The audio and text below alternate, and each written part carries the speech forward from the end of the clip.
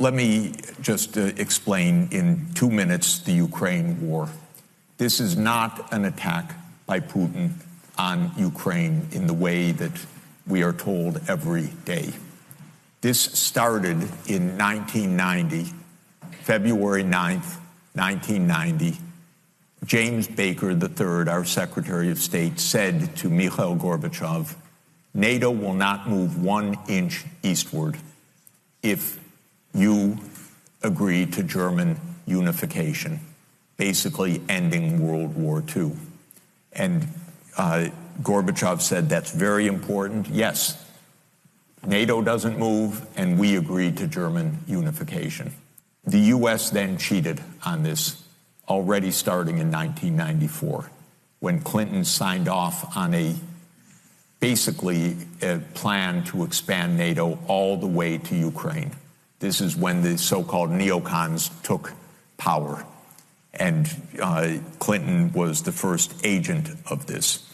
And the expansion of NATO started in 1999 with Poland, Hungary, and Czech Republic. In 2002, the United States unilaterally walked out of the Anti-Ballistic Missile Treaty. This was probably the most decisive event, never discussed in this context. But what it did was trigger the U.S. putting in missile systems in Eastern Europe that Russia views as a dire, direct threat to national security by making possible a decapitation strike of missiles that are a few minutes away from Moscow.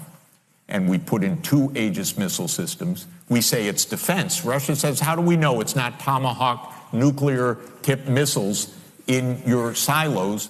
In 2004-05, we engaged in a soft regime change operation in Ukraine, the so-called First Color Revolution.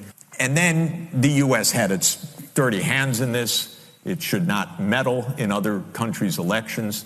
But in 2009, Yanukovych won the election, and he became president, and in 2010, on the basis of neutrality for Ukraine.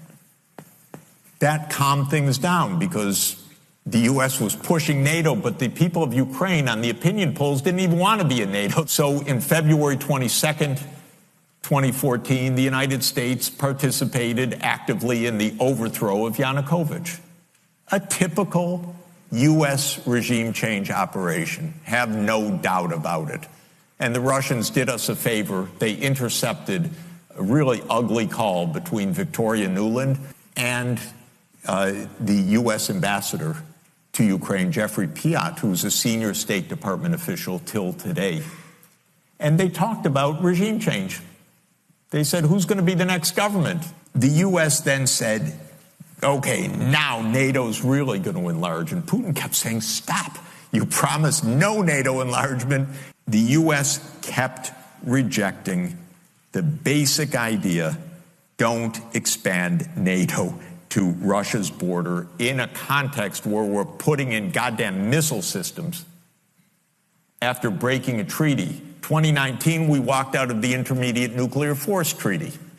On December 15th, 2021, Putin put on the table a draft Russia-U.S. security agreement. You can find it online.